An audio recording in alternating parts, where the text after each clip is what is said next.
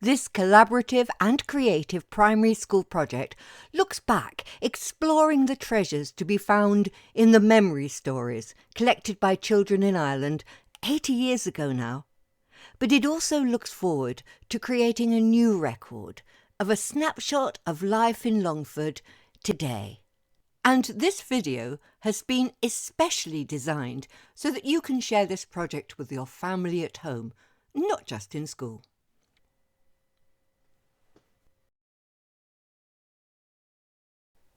Nowadays, it is so easy to share stories and pictures, videos, newspaper cuttings. In fact, anything we like, about anything we're doing, where we live, and we can share them with friends and family anywhere in the world, whenever we like, online or using our phones. We have so many choices. We enjoy sharing stories and memories about exciting or funny things that have happened to us now or in the past. We all have stories worth remembering and telling again. What would be your favourite family story that you would like to share? Look, ask people in your family the same question. Do you think they'd choose the same story? Around 80 years ago now, someone had a brilliant idea. The years between 1936 and 38 were very important ones for Ireland. It was a time when lots of things were changing. In 1937, Ireland had a new constitution and the first president. It was a very good time to remember, collect and record lots of stories from people all around Ireland, especially some of the older people who had so many stories to tell. This is how the project worked. All the older children in national schools from all over Ireland, children just like yourselves, were invited to take part. They were asked to go home and talk to parents, grandparents, aunts, uncles, neighbours, and just collect stories about events and places that they remembered from when they were younger. The school children wrote them down, and stories from all of the schools were gathered together and kept safe for the future. And we still have these stories to read today. Records were kept in Dublin, but they were also kept in archive rooms in libraries, like the local history room in Longford town. It's up above Tesco today. For a long while, they could only be read through special microfiche scanners that were not easy to use and very hard to read. But now they're really easy for everyone to read online.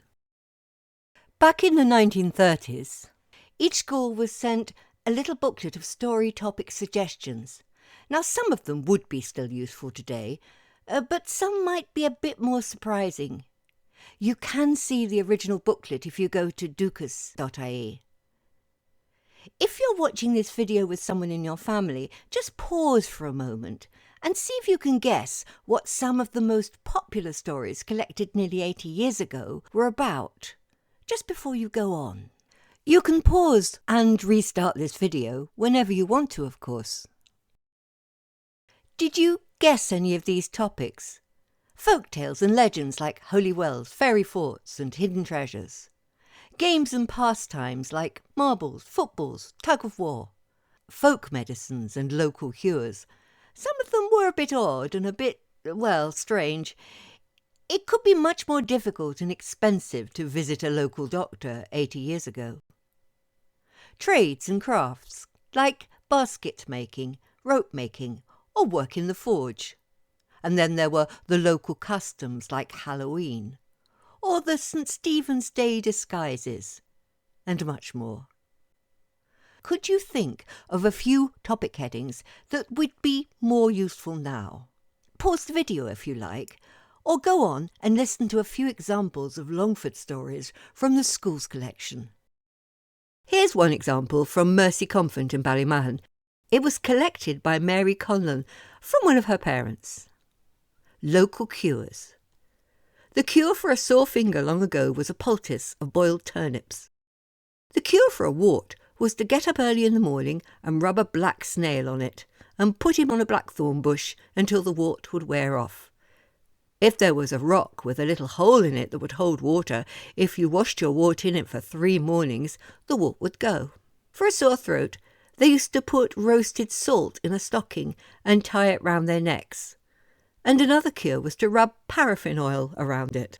For a chilblain, they used to put roasted salt on a cloth and tie it round the chilblain. And then they used to cut up a raw onion and tie it round the chilblains as well. And here's one on local crafts from the boys' school in Ballymahon. There was leather tanning carried on in this town about 40 years ago, but it has since been stopped. There is barrel making, wheel making, churn making, and basket making going on now, and there's also a lot of thatching done here, because there are great numbers of thatched houses in the district.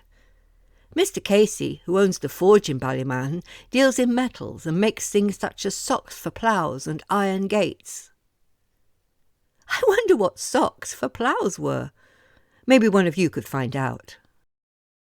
Duck upon rock. A spudstone is put up. There is then a cockshot placed on the spudstone and a mark made about 6 yards from it. Each one in the game has a small round stone in his hand called a duck, and he gets 3 chances to knock off the cockshot. If he fails to knock it off, he loses the game. Well, I'm not sure how that was played. Maybe you could try it out. Here's something you can explore together later. Go to ducas.ie and click on the Schools Collection link. There are so many transcribed stories from schools all over Ireland. And there may be some from your school. Right at the start, I mentioned a brand new bang-up-to-date project. And it's you and your families who are the people who are going to make it happen. I mean, Ireland has changed a lot. And Ireland is still changing. It's a really good time to collect stories. But if you're going to collect stories with your parents, grandparents, aunts, uncles and neighbours, it will be helpful if you've done a bit of finding out research.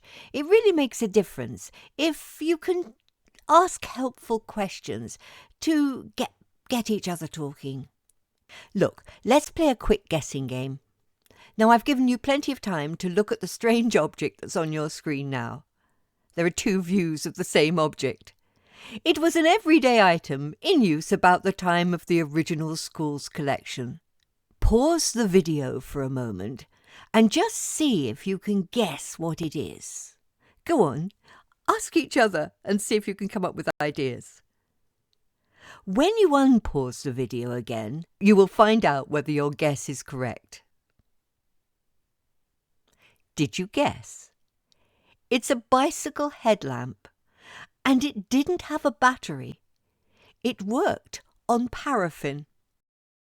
Entertainment is a great topic to get a conversation going. Nowadays, we're so used to carrying any amount of music with us on our phones. It's so portable. I doubt if even grandparents will have had to have depended on a wind-up gramophone, although they might have seen one. But grandparents will certainly remember transistor radios. They were small enough to carry with you, and do ask about Radio Caroline.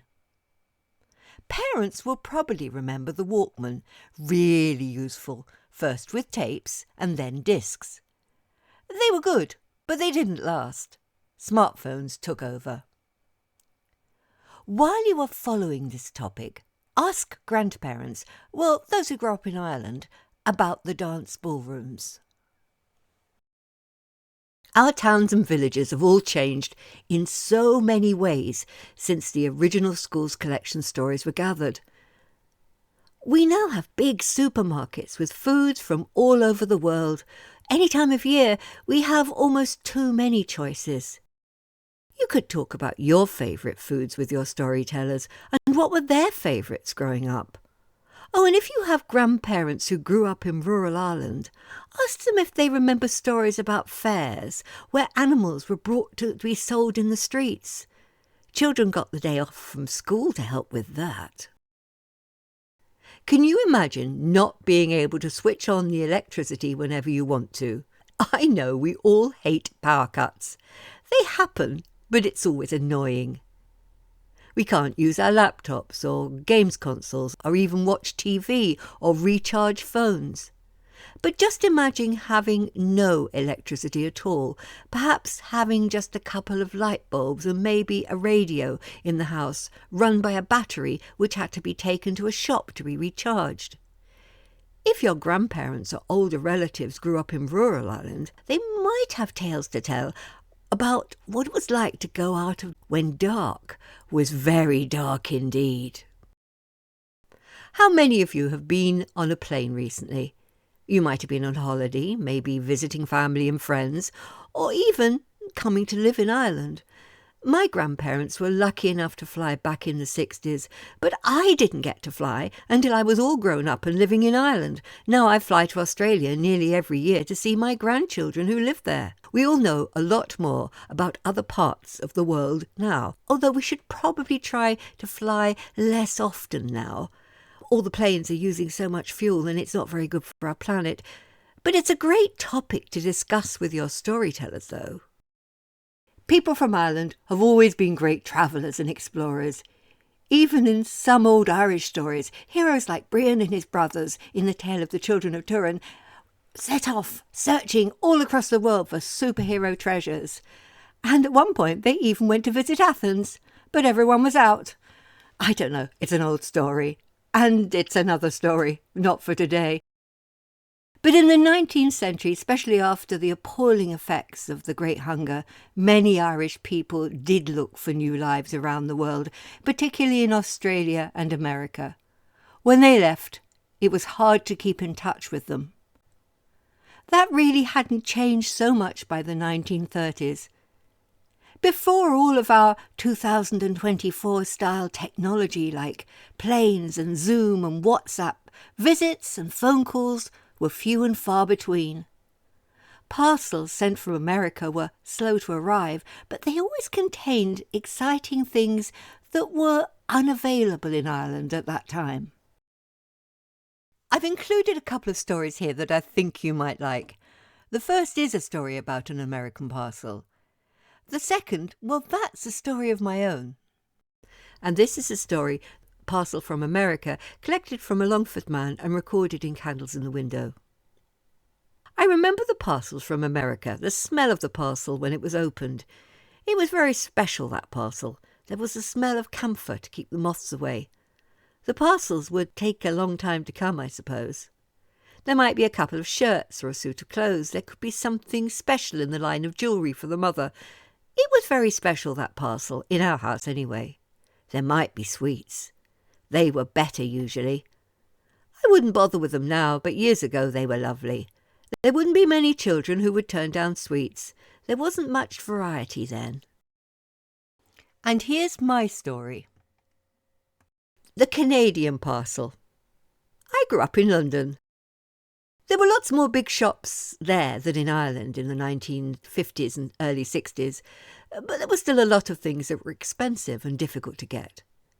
When I was about your age, my family didn't even have a fridge or a TV, for instance, and none of my family lived in America, but my aunt married a Canadian fighter pilot after the war and went off to live there.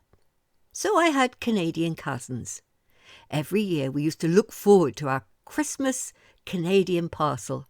It always contained interesting and unusual toys that we'd never seen before, and there was always a big cake packed full of whole nuts and fruits, and we thought it was amazing. We never went to visit them in Canada while we were children, but they did come and visit us. And no one ever believed us at school when we once told our teachers that our Canadian cousins had come to visit us for the weekend. But it was true. My Uncle Jerry had gone on to be a commercial pilot, and he could get very cheap tickets for his family at a time when it was far too expensive for most people to take long-haul flights. Let's go a bit further back. Sometimes the stories collected 80 years ago are very surprising. I mentioned the Great Hunger back in 1845 and the years that followed, and that was around 90 years before the time of the school's collection project, of course. But a boy called Richard Hyland in Edgeworthstown collected a story from a lady who was 75. Her mother had died only around 10 years before then, at the age of 101, and she used to tell stories of when she was young, in the year of what she called the Black Praties, the potato blight, 1847. At the time, she was the servant of the writer Maria Edgeworth. It's a long story, so here's just a short little bit. Maria Edgeworth, the great writer, was then old and feeble, but her heart went out to the poor and afflicted in the locality, all of whom were tenants on the Edgeworth estate.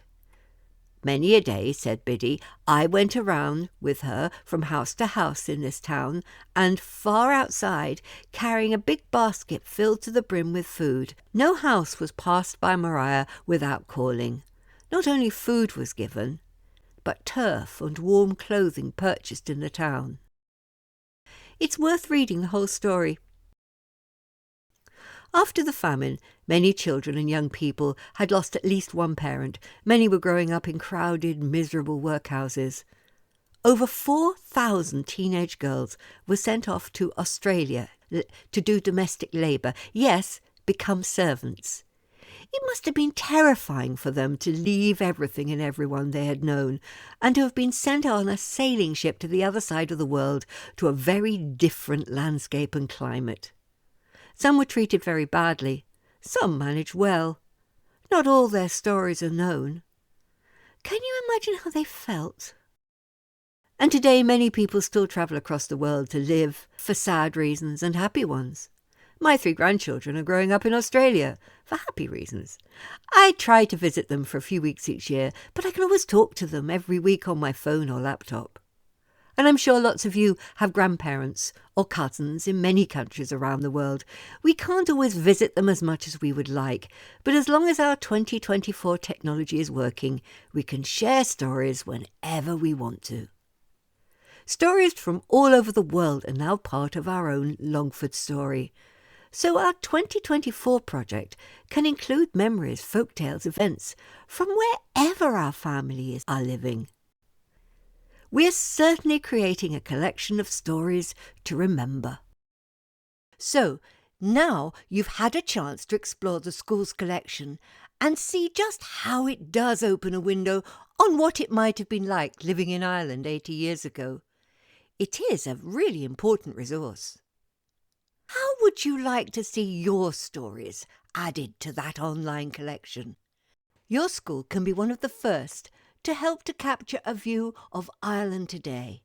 It's very exciting. Can you imagine? People might be reading your stories 80 years in the future. That would be in 2104. But now let's think about how we want to create our new story collection. Nearly 80 years ago, the school children who took part in the school's collection project listened to stories told by family and neighbours and then transcribed them. That is, they wrote them down by hand. Of course, that's certainly still the best way of presenting your stories now, but you can have plenty of up-to-date technology to help you get going. For instance, recorded Zoom conversations could help in collecting stories, especially if you're talking to relations who are not living close to you. The recordings will help you to remember the details. Family photos are a great starting point for conversations. You could even include copies of them, if that's okay with your family. The folklore collection does include photos.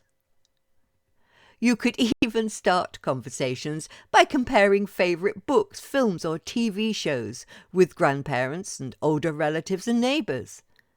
Then you can research online to find out more. You never know what you're going to find out. Are you ready to find out more about the stories collected nearly 80 years ago on ducas.ie? Select story topics to share with parents, grandparents and neighbours wherever in the world they live now. And see your new stories begin a 21st century schools collection.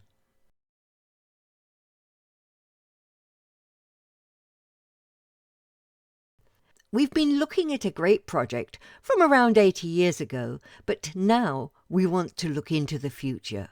Wouldn't it be great if in around 80 years' time, that's 2104 or 5, school students were using the stories you are collecting now to explore a snapshot of County Longford way back in 2024 or 2025. You could say we will be creating a kind of digital time machine. Have fun